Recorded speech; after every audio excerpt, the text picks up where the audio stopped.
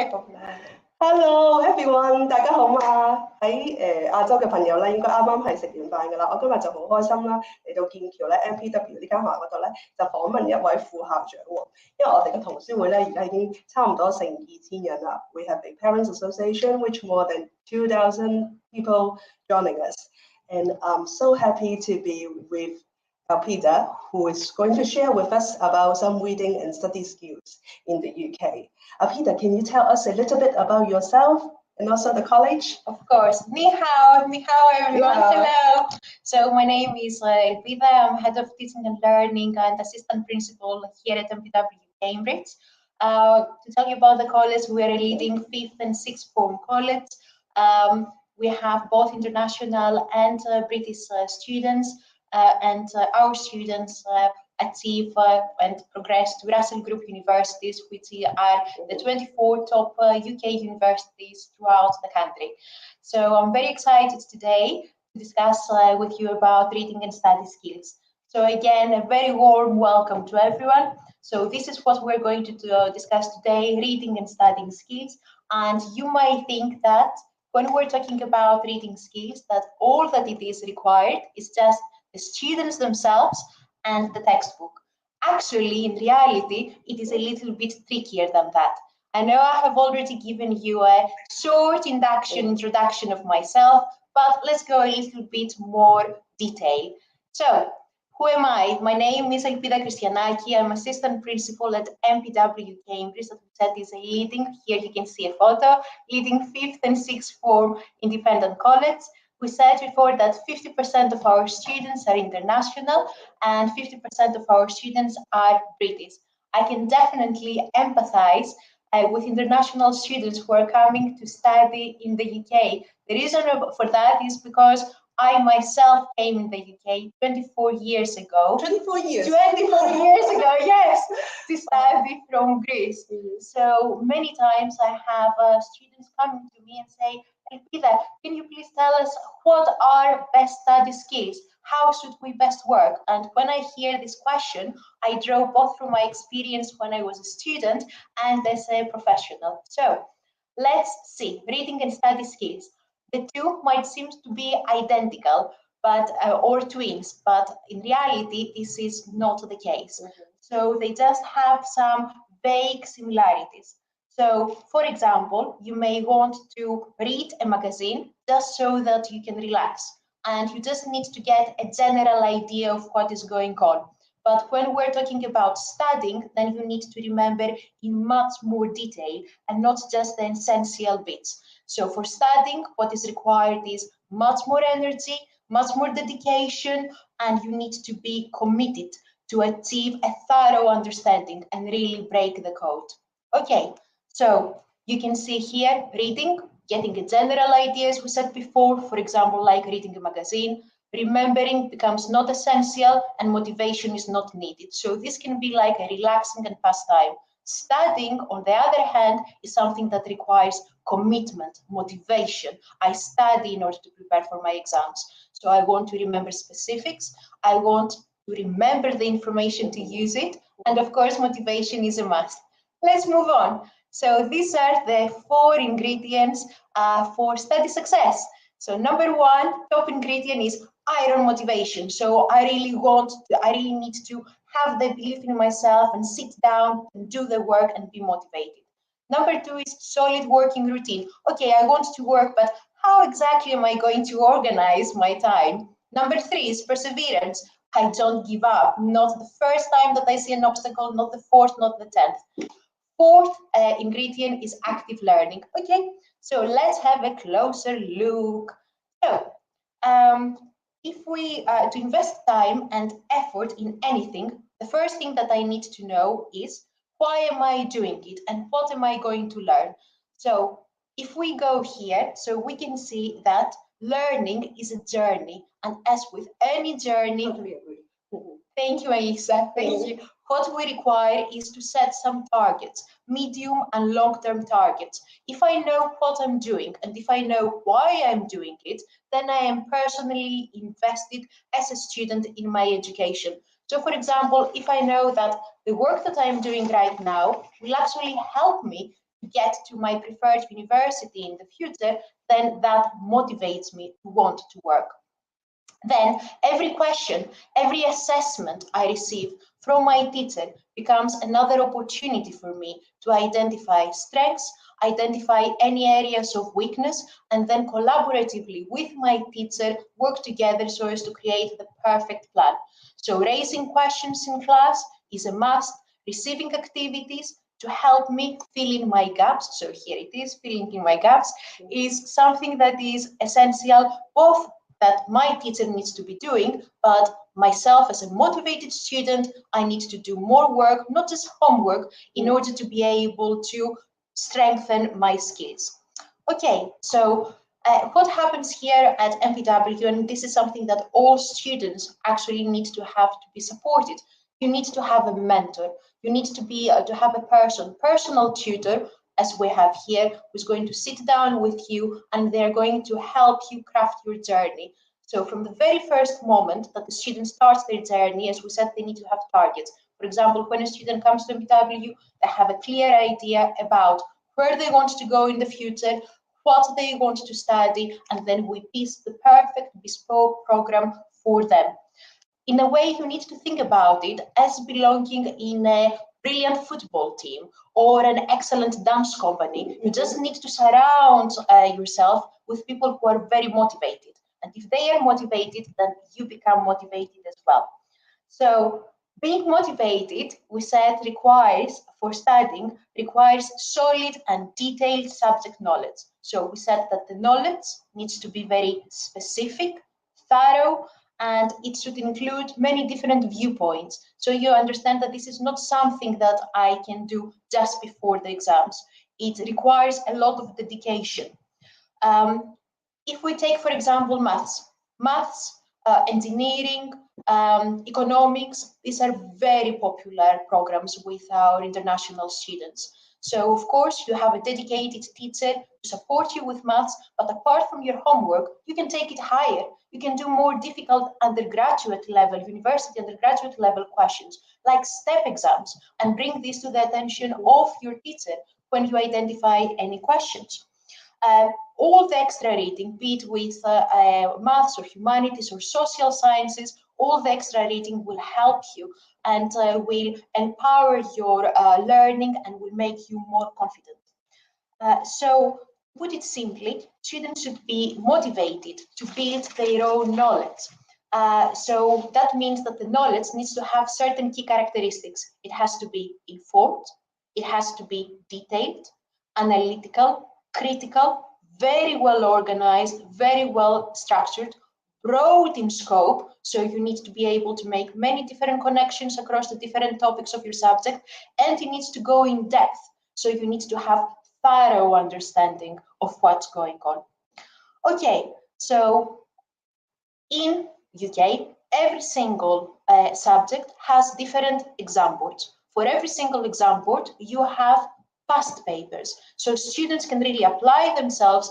They can look at different exam questions, and not only that, but they can look at mark schemes, which are the answers to those questions, and examiners' reports. Examiners' reports specify what are the key qualities that differentiate an answer between an A star, let's say, and a B. And if we talk about the top answer, the key characteristics that they are talking about in the mark scheme are very good understanding, very well organized, effectively communicated. So it's both what the student knows, but also how they deliver it. So they need to know very well the style of the exam. So, for example, MPW students sit regular exam style assessments to improve and check not only their subject knowledge, but also their exam technique. So having very clear feedback regarding this process really motivates them, because when they take the final exam, that's not the first time that they went through that. This is just another day, another time that they sit in the exam room. Okay, let's go with creating solid working routine. That is the second part, the second ingredient when we're talking about strong study skills. So what do we need to do? First of all, we need to have very strong working habits or a strong routine. It won't help me as a student if I just start revising for the first time a couple of days before my exams. It is not a sprint race, it is a marathon, so it requires endurance and good working habits from the beginning. So it requires a revision timetable. Here we go. If we're talking especially for an A-level student, and we say, well, how many hours do you need to revise? What we say here at MPW is that as a good rule of thumb, no matter however many hours you have with your teacher every week, this is the minimum hours that you need to spend independently revising. Having a revision timetable helps the students realize that this is their profession, this is their job as well. So they have to be able to make some tough calls. When a friend of them calls and asks them to go out and relax, they need to check the revision timetable and see, am I free? Am I available at that time? Okay, so especially apart from organization, apart from a revision timetable, we talked about consistency. And consistency means here feeding the brain constantly, so not waiting up till the last moment. And as a student, it means really taking pride in my personal work. A great philosopher once said, nothing taught by force stays in the soul. So that means that I'm motivated, I'm dedicated, I take pride in my work, I have organized folders, I don't have little crumpled pieces of paper that I shove down my bag. Because remember that what I'm learning right now, this is something that I will need to use in the exams months and months from now. And even if we talk about A-level or GCSE, it might be 2 years afterwards, even though I have a lot of revision. So organization is key. Number 3 is perseverance. Perseverance and not giving up easily. Okay, so success. Success does not look like that. Success is not a steady line going up. So as Melissa knows, like this. As Melissa knows as well, success goes up and down and all the way around. So students need to realize that when we're studying, this is not like a computer game that you might spend X amount of time and immediately you go to the next round. No, it requires much more dedication and resilience for you to keep on going. So if we even look at autobiographies of very successful people, the common thing that we're going to see is not that no one had any setbacks. Of course they had, but they looked at the setbacks as opportunities to think more creatively. Yes. And it was that time that they were able to achieve even more. Okay, so the important thing then is that they did not give up, but looked at the difficult times as a further chance to develop. Studying is exactly that. Studying requires commitment, so I really want to work, and the student being aware of the journey. Studying means also preparing to read ahead. Something that we have here as well at MPW is when our students join, we give them a scheme of work. This is, in summary, what they should expect to learn every week. This is part of the exam board as well, the syllabus, but it helps the students prepare in advance. Not only do their homework, but especially international students, they can find the same book as well in their own language, get a dictionary, highlight any questions they have, and bring these questions to the teacher. So apart from that as well, the act of sitting down and revising, we said this is a journey. So having a dedicated time to revise and go over past papers is a must. So we already seen that, for example, at MPW, we have regular set assessments that's called timed assignments. The teacher marks them. Students have access, not only the feedback, but they can see also the grade online, on our online platform, and their personal tutors can see the same information, parents and guardians. Students can only see their own information, they cannot see each other. So it safeguards them also from that. It is very important that students constantly are driven and they want to answer more challenging questions. Not only the teacher differentiating in class on having a class, for example, that 9 is a maximum class size number and 5 is average as it is now with us. You understand that there is no back row. We cultivate to our students critical thinking and creativity. And these are the key skills that are required for Oxford, which is another dedicated program that we do in order to help our students. So it is very important that students are driven to answer very challenging questions, both inside and outside the class. We said perseverance is a must and stamina is also important. Okay, we're almost there. Point 4, active learning. Okay, in order to be able to learn, I need to be able to engage with the information as a student. I need to be an active learner. For example, if I sit in front of the TV and take my work to start doing some exercises, then of course I'm not fully engaged. If I have my mobile on me and if I'm waiting for calls and texting, again, this does not help me. If I am thinking, oh, what am I going to have for dinner while I'm watching Netflix, and then at the same time trying to do exercises, I will not retain anything. This is not studying. So what do I want to do? I want to be able to fully interact with the learning. I want to be able to make revision notes. I want to be able to test myself. So just copying information from my textbook is not enough, because I can copy information and then think what I want to have for dinner. So so you may ask, okay, Elvira, can you give us some examples of activities that I can really immerse myself as a student? Of course. Activity 1, you can do flashcards, but flashcards that you are not copying information from the textbook.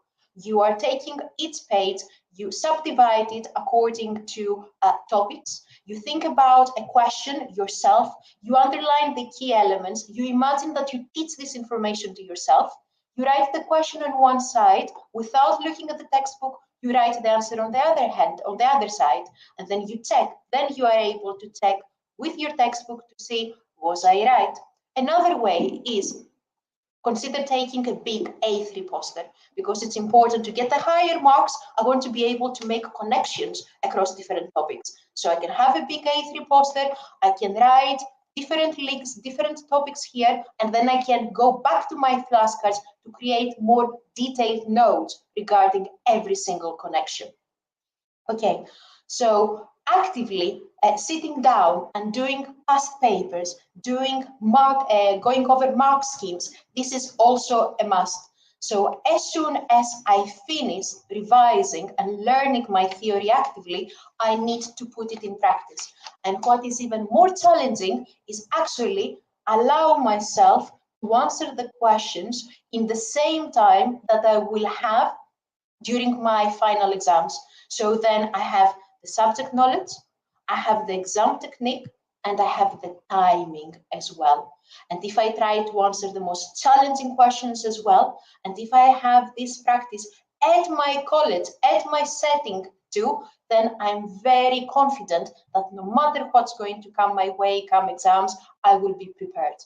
So just to close that section about study skills and to show how important all 4 ingredients are, because why are they all important? Because I need to start early, I need to have the stamina, I need to have the dedication, I need to engage myself in active learning.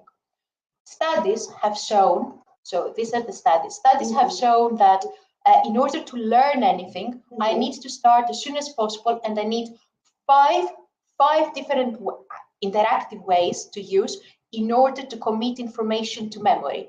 So you can see here, the very first time we start to engage with any information, we only remember 20%. This is just normal, this is natural, this happens with all people. So it takes 5 times 20, so that when I start here, I can pretty much finish and remember 100% of the information. So the first thing can be immediately after class, then it can be 24 hours after class, as you can see the yellow graph or curve, then the green one 1 week later, and then 1 month afterwards, so you can see the light blue line. So it takes 5 times of actively engaging with the material to achieve this full 100%. So making revision notes, doing a past paper, marking it myself, going back to my previous exercises, looking where did I make a mistake, and actually think, if I were to be transported back in time, what is the tip I would be giving myself, reflecting so as to do better. This is exactly something, or exactly what is happening here at the college as well. Students not just getting their TAs, their exam practice and the grade. No, it is the feedback. It is time for reflection, and then it is active, bespoke participation on what do I do in order to improve. And myself, as head of teaching and learning as well, I'm aware of all the targets of all the students. I have regular meetings with the heads of every single department who know very well how the students are progressing, and we know when and how, not only the bespoke classes that happen in the college and they are timetabled, but when to have another discussion with every single student and think, what else can we do to support them? And students knowing that they have this support network imbues them with confidence. So if you ask me again, then study skills will be there. What can I do? What's the best way to prepare? I would say imagination and creativity should be our guides. So happy studying, everyone. Sese. Oh, thank you so much. Would you mind telling me your secrets of getting a lot of students to top universities? If there's one thing you could share with our parents, what is it? What's the secret? The secret, I think, is that apart from having these excellent teachers and having the excellent department, it is about having the personal tutor. Personal tutor. I'll give you an example, Melissa. So let's say that we have a PT meeting right now. The first thing I would do would be checking how you are, and then going online and checking your target grades, your homework, so what you achieved, and your TAs. Having the personal communication on a weekly basis, and sometimes even more frequently, and just asking you, Melissa, okay, now I can see that your target grade for maths is A star, but in that particular assessment, you achieved 70%. With that threshold is a B. I want you to please reflect, and I want you to imagine that you are the teacher and I am Melissa.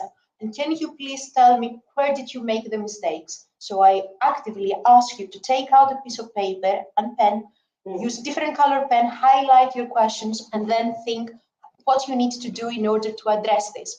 And Melissa now, hopefully, will think that Elpida cares about me. And it is important to care about the student, because the students will know. And if they see that they can come to you when they will fall, because they won't always be 100%, it's not possible. It's not,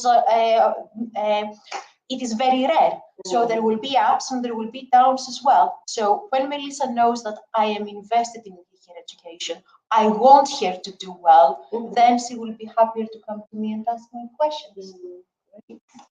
Thank you so much, Abida. Thank you for your time. Thank you.